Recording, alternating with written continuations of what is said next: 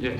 Mr. Ramirez, you talked a great deal during your presentation about the oppressive nature of the military governments in Central America prior to the revolution.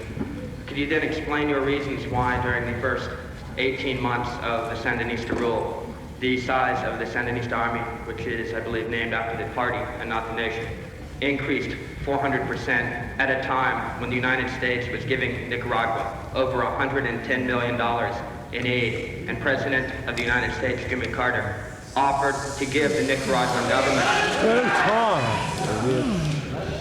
and the President of the United States offered to give Nicaragua military assistance, military equipment, and training. Why did the Nicaraguan government in that period feel that it needed to build up an army larger than the combined armies of all of the other nations in Central America? Well, your information is not accurate.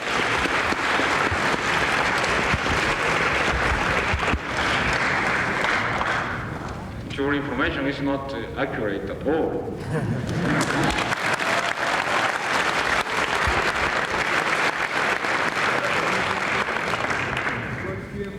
First, we never received financial aid for $100 million on the part of the Carter administration. This financial aid was suspended, stopped, when we have received only perhaps $10 or $15 million. I don't remember now.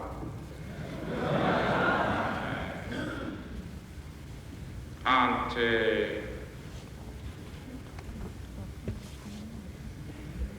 this is a situation in which I must recognize the government of the United States at that time was showing a different attitude toward the government of Nicaragua because at least a financial aid for the government of Nicaragua was discussed in the Congress of the United States amidst tremendous difficulties because nobody agreed that it was necessary to give the communists of Nicaragua financial aid on the part of the government of the United States. And it was one of the reasons why we didn't receive that money at that time. And now I will say that that money was used for the benefit of the people of Nicaragua and not like in the past during the dictatorship when all the money of the government of the United States went to the pockets of the Somoza's family. And Somoza was receiving from the government of the United States money a few weeks before his downfall. And we are paying this money now to many private banks in the United States. I don't know if you are satisfied with this response. Not particularly. I'd like to know if you feel there was some type of external threat during the first year or 18 months of the Sandinista regime that necessitated increasing the strength of your army. Did Nicaragua feel threatened during that period while they were still receiving U.S. aid? Oh, and yes. if so, from who? Well, this is a question which response I know by heart because I have been answering this question every time, every place I have been in the United States. Of course, from the beginning, we need arms in Nicaragua to defend the revolution. We came to power through an armed struggle, and every revolution in the world creates a counter-revolution. We were not so naive to believe that the old National Guard,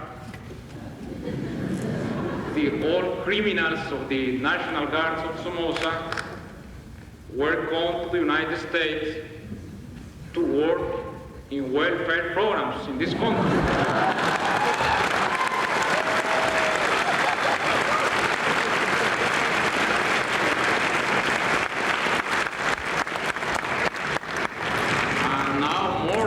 Sincere, I think we were right then.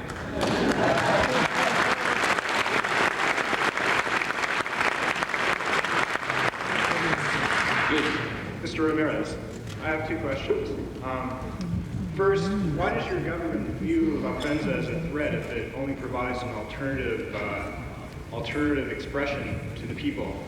And second, why did your... Yes, please. And second, why does your government harass Cardinal Bravo? What?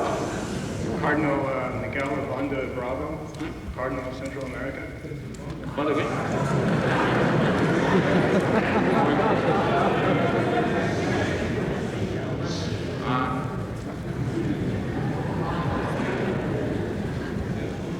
Well, pardon, I want to answer you. You must pardon my English.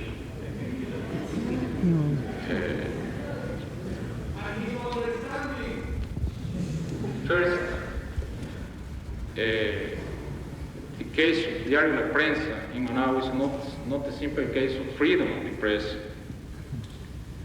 I would like to know what will happen with the New York Times or the Washington Post, for example, if during the Second World War they will start to support Hitler.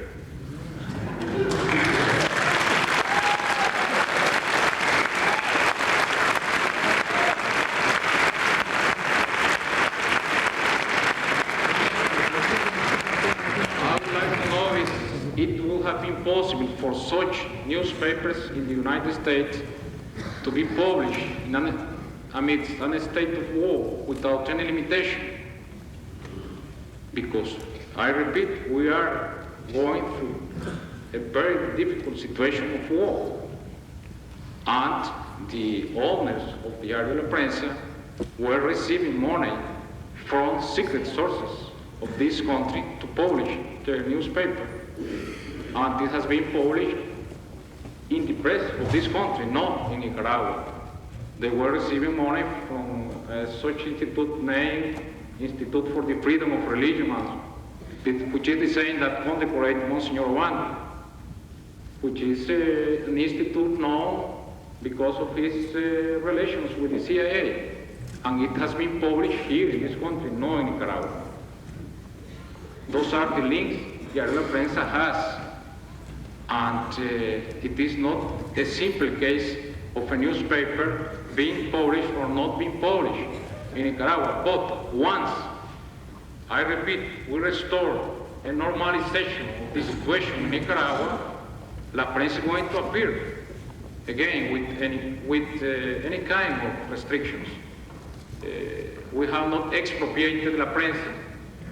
The owners of La Prensa are living in Nicaragua, some of them, the others are chiefs of the counter-revolutionary forces. One of them is directing now the radio of the counter-revolutionary forces that is going to start to operate one of those days, financed by this package of 100 millions. Then it is part of the problem. Now, in the case of Monsignor Obando, is now acting freely in Nicaragua. This week, an Eucharistic Congress has been held in Nicaragua with the presence of many bishops and cardinals from all over the world, including the Cardinal of Boston, that is now in Nicaragua participating in this Congress that is celebrating a totalitarian country that doesn't permit religion.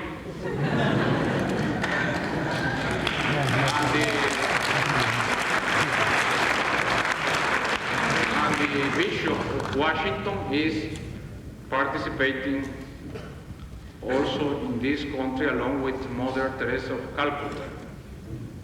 Then it would be better if when Cardinal of Boston returned to this city, you must ask him which is the situation of Cardinal Obando in Nicaragua, if we are harassing him, which are the problems he has, and perhaps Cardinal of Boston could inform you about the dialogue that is taking place between the state and the church in a commission presided both by Cardinal Obando and the President of Nicaragua, Daniel Ortega.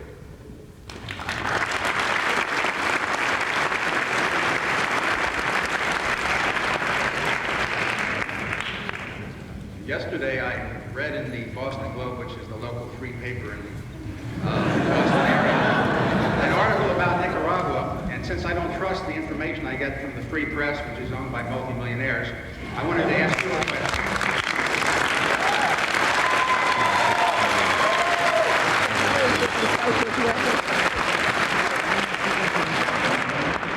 The article stated that Foreign Minister Descoto has pointed out there's a provocation in the making. The article said that he stated that there would be an attack by Contras on a Honduran village, and that this attack would then be blamed on the Sandinistas.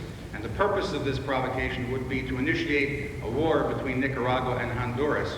Flowing from this, I'm wondering if, first of all, is this indeed a real situation? Is there an imminent danger of war between Honduras and Nicaragua as a result of a provocation like this? And flowing from that, given the fact that you mentioned that U.S. warships are illegally carrying out maneuvers in Nicaraguan territorial waters, could this indeed lead to a direct military aggression on the part of the United States against the people of Nicaragua? And if so, what can we here do to prevent such a likelihood? Well, it is a danger, really.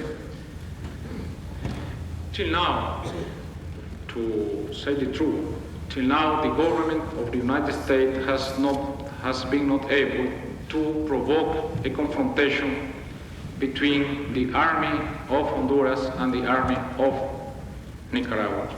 And they have been trying very hard to provoke this situation of confrontation. Since for many years, for many days, the government of the United States has been accusing of us having military forces operating in the territory of Honduras against the counter-revolutionary bases that exist in Honduras.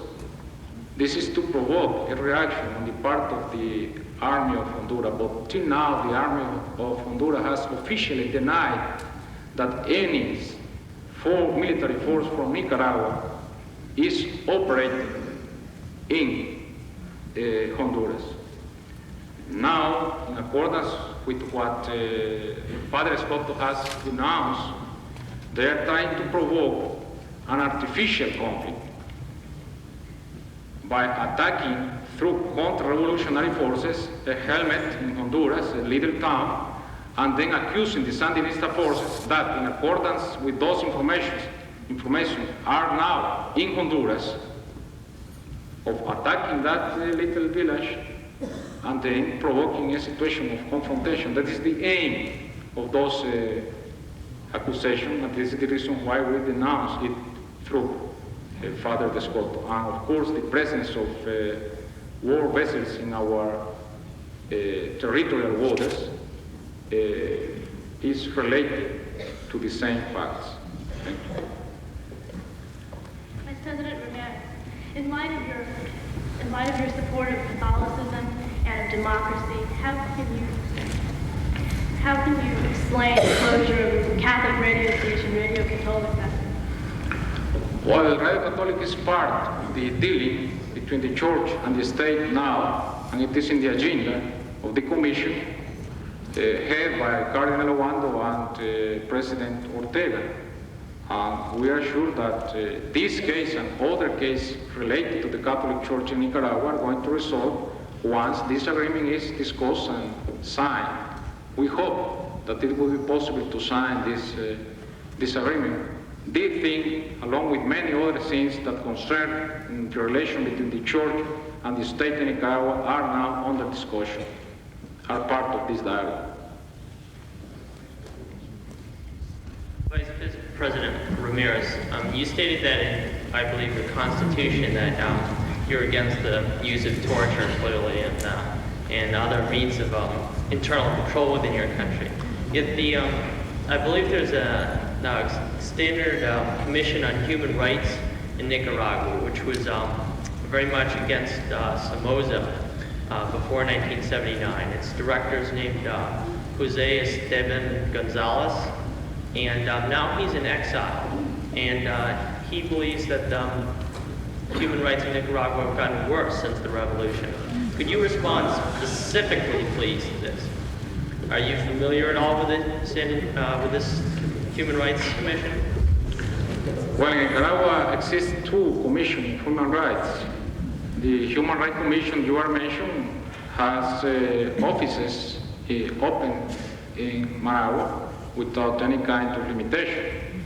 The old director of this commission is now living out of Nicaragua, but the commission is working in the country and publishing its documents and so on.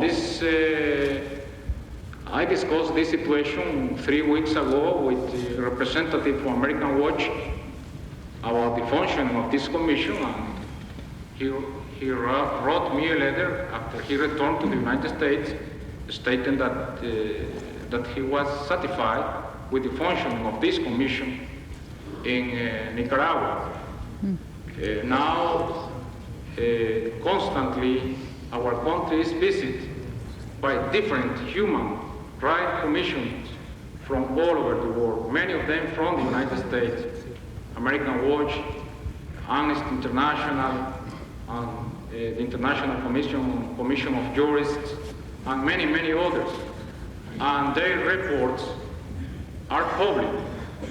And you can go to those reports and you will find there that never a major accusation against Nicaragua has been made in those reports. I mean, torture, disappearances, rapes against indefense women, assassinations, like it happens all over Central America every day. Excuse me if I may, did you say that the America's Watch Commission had said that they were satisfied with the with the functioning of the commission? I have a letter from them, yes. Is the leadership of the commission itself satisfied with its own functioning inside Nicaragua? I mentioned American Watch, which is a North American organization for human rights. And you can consult with them directly.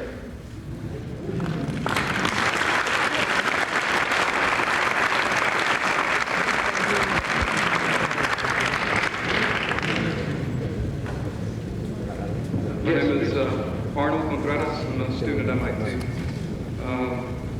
I work with other activists at MIT to build the movement against the war in Central America. I'm a supporter of the Marxist-Leninist Party USA and a supporter of the Marxist-Leninist Party of Nicaragua.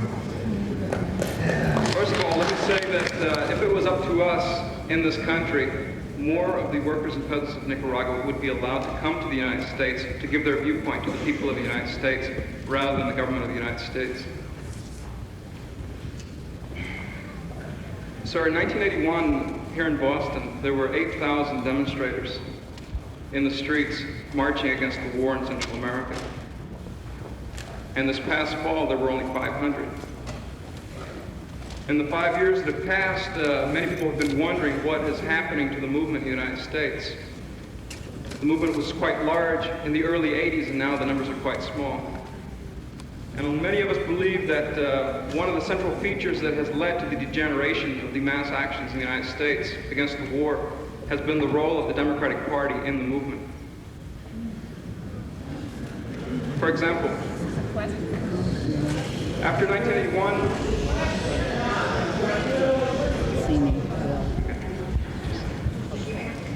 I want to know what your opinion is of the Democrats, considering that Walter Mondale called for a quarantine of Nicaragua. Paul Tsongas called for bombing of Nicaragua should they acquire jet fighters to defend the country. I need a very specific response with regard to the role of the Democratic Party with regard to your country. Do you believe it's a good force for your people, or do you think that the Democratic Party is an imperialist party that needs to be denounced?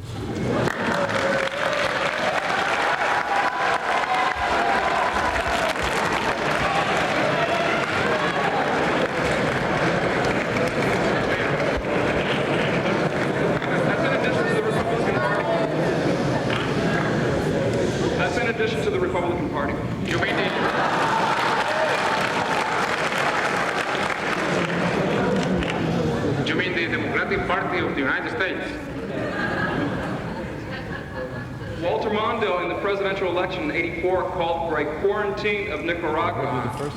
Paul Tsongas and Christopher Dodd called for bombing Nicaragua should they acquire jet fighters. Yes, I understand. Well, I think that about that question you must ask the Republican Party, and you have a good representation here.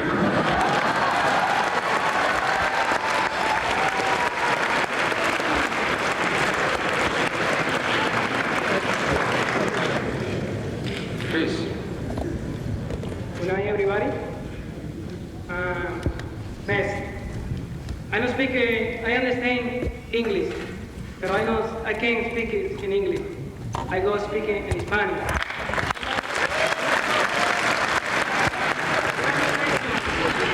Spanish to English, right? Nosotros venimos del sindicato de trabajadores de las compañías Molten Mills en Lawrence, Massachusetts, y venimos en representación de este sindicato para entregarles al compañero Sergio Ramirez la firma de 50 compañeros trabajadores que tuvimos la autorización de nuestro presidente para que nosotros recogiéramos la firma y sobre todo el apoyo para trabajar en favor de la revolución nicaragüense.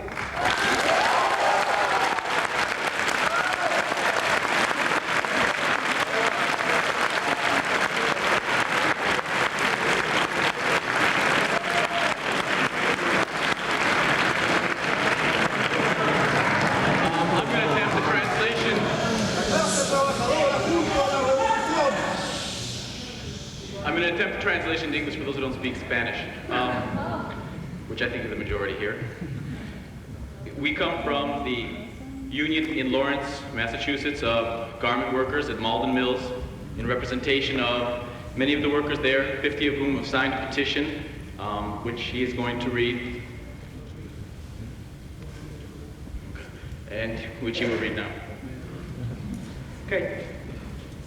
Como la mayoría del pueblo en los Estados Unidos, nosotros nos ponemos a la ayuda para la contrarrevolución. Creemos que la amenaza de una intervención militar directa es alarmante, la cual significaría una nueva Vietnam y una tragedia terrible para todos nuestros pueblos. Lo sufrirían más serían los pueblos trabajadores, en lugar de una política de guerra en los Estados Unidos. Debería tener una política de paz, de respeto a los derechos en Nicaragua, a decidir sus propios futuros. Nosotros decidimos no Vietnam en Centroamérica, alto a la guerra contra Nicaragua.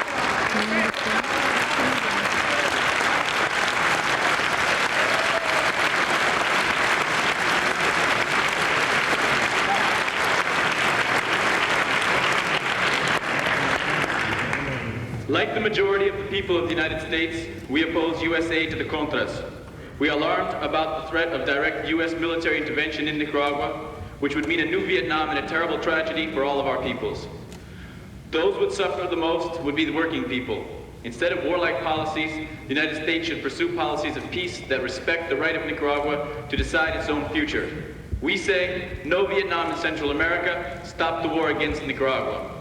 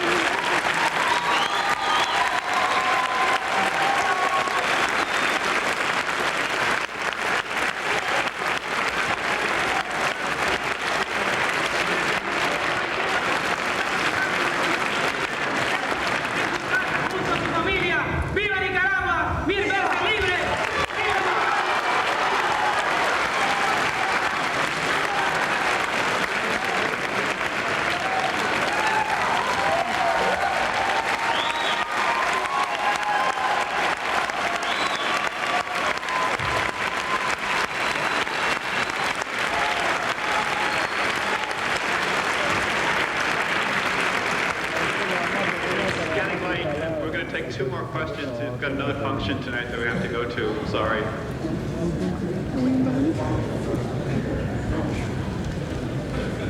Sergio Ramirez, we're very honored to have you here not only as the Vice President of Nicaragua, but also as an important leader in the Sandinista revolution to overthrow Somoza.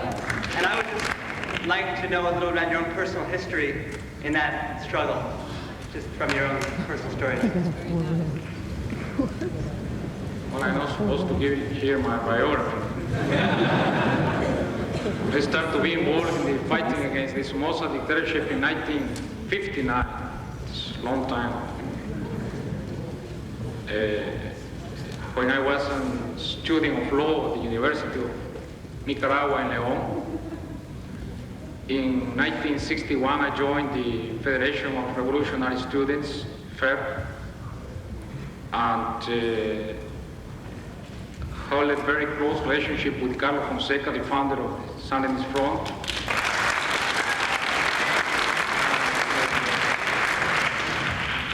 Under his commission, I started to prepare in the beginning of the 70s the writings of Sandino, the letters and other documents of Sandino, a book that was published in 1972 and helped a lot in the fighting the people of Nicaragua against the dictatorship to illuminate the struggle with the ideas of General Sandino. In 1975, when I returned from West Germany, where I lived for 2 years, I joined the Sandinist Front. I became a militant of the Sandinist Front. And in 1977, I was commissioned by the Sandinist Front to organize the Group of 12. That was a political group in support, organizing support of the Sandinist Front that was formed by priests, professionals, technicians, politicians, writers, intellectuals that play a very important role in the overthrowing of the dictatorship. And in 1979, I was designed to form part of the Junta Nacional, the Junta de Reconstrucción Nacional. It's a 5-members body that was the head of the government of Nicaragua till the election of 1984. In 1984, I was elected vice president in the ticket of the Sandinist Front along with President Daniel Ortega.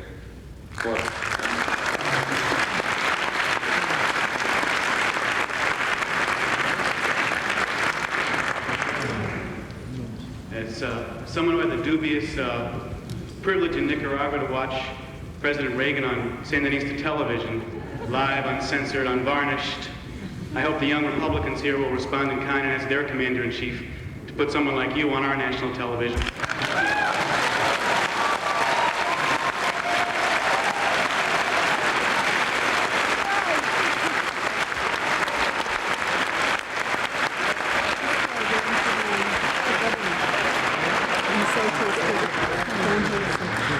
And I'm sure they'll oblige because they've been treated so nicely here tonight. I wanted to ask you a question about the character of the war.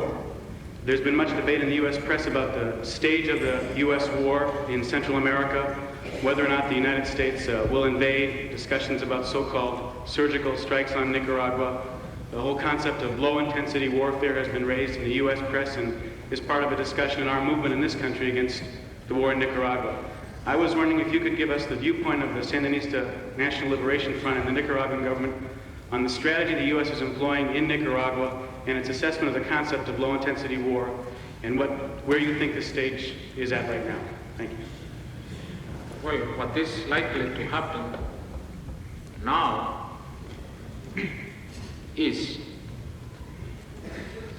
that the war is going to be increased because it is an official war now directed by the government of the United States.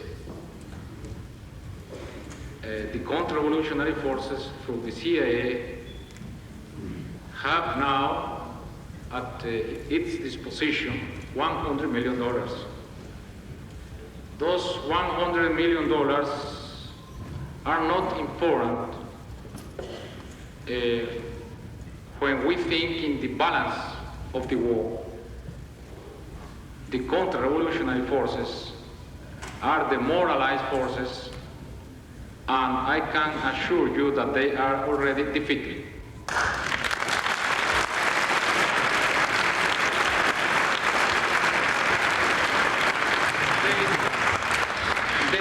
They cannot win this war with 100, 200, with even 300 or 400 million dollars.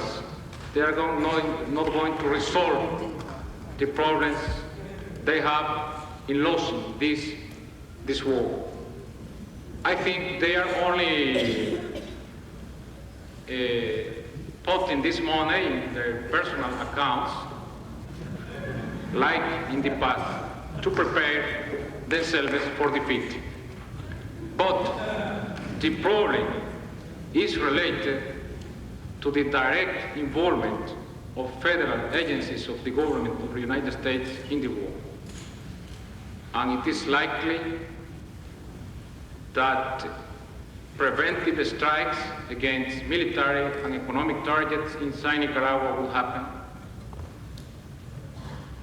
That again, speedboats coming off from war vessels of the United States in waters of Nicaragua are going to attack our ports, our pipelines. That attempts against the lives of the leaders of the revolution are likely to, because all of those things are in the terrorist plans to destabilize Nicaragua. Then, which is important now, is the line of the terrorist actions against our country before these $100 million are exhausted in March or April, and the administration comes again before the Congress asking for more resources, for more money. This is the reason why the next months from now till April are very critical for the people of Nicaragua.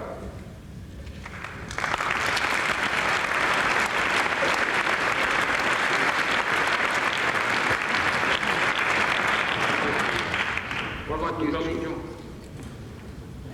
This is yes, I think I was next. No, we said no more questions, right? But he asked for one more question, and I was next on this side. The last one. Would it be different if I wasn't wearing this black armband?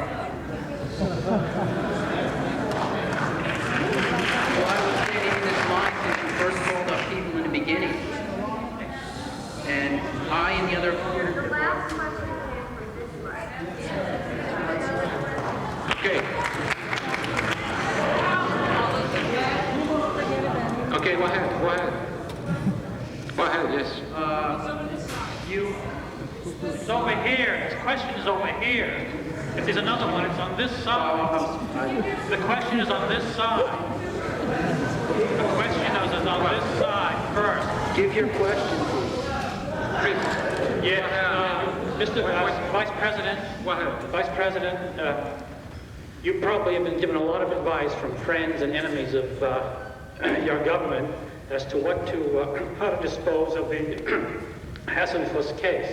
May I make a modest proposal to your government, which I've enclosed in a letter. In our country, we have a thing in some of our courts called work release. And I think it would serve the interests of both justice and mercy if Mr. Hassan-Fuss were allowed to work for 1 year in the northern villages of Nicaragua, where the Contras have destroyed and caused so much suffering.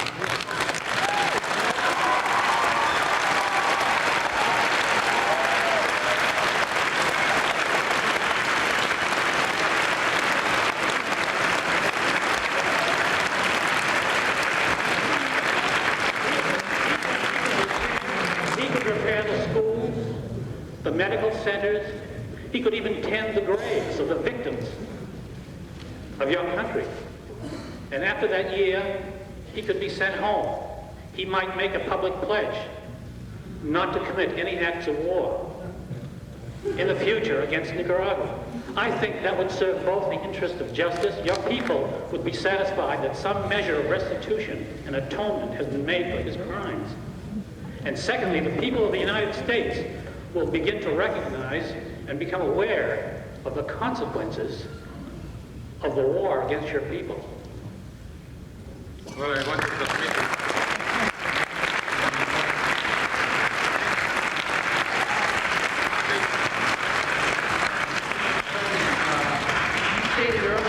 growth in the number of religions, but I and the other students at Boston University would like to know, what is the use of increasing the number of religions while decreasing the freedom to practice those religions?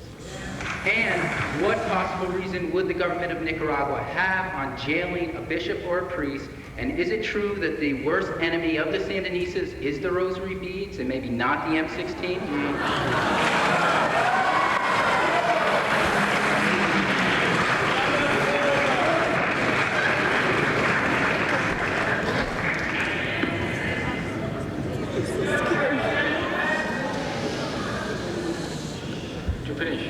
Yes. Yes. You don't have any other questions you'd like to ask me? Well, I think thank you very much for the question. Yes. I had the impression you wanted me to move on. No. Please wait before returning to your corner.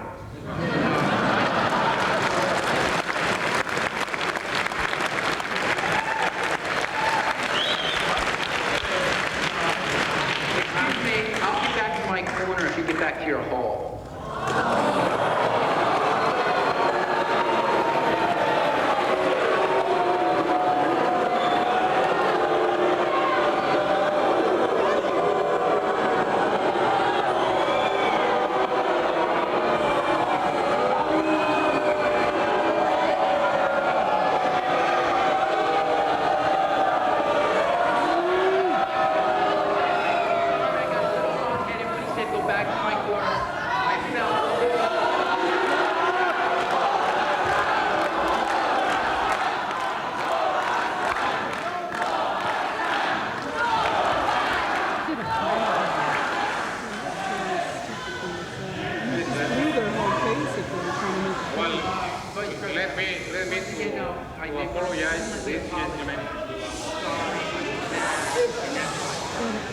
I know it was out of my way, and I should appreciate the fact that you gave me this time to ask a question.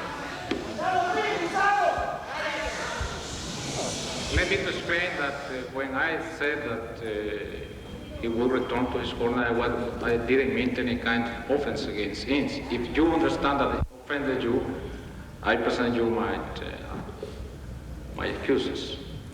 If you feel offended because you are sitting in a corner in this room, now I have understood during this night that in all their right, some of the people present here has been putting the same questions, very well organized about the same subjects. And those are questions that I have been hearing along this trip in different places in the United States. And those questions are questions that I know very well because they appear in some papers and documents that are distributed in this country. Well, it is not an offense against this gentleman in any way. But since you are representing an ideological group in this room, offending you by saying that, the better way would be to, in the name of all your companies here, to accept an invitation on the part of my government to come to Nicaragua to see.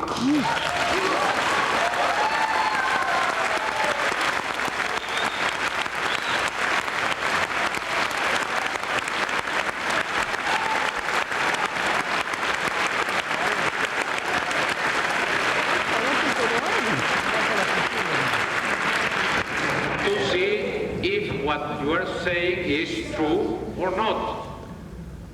And pardon me beforehand if this invitation offends you. Thank you very much.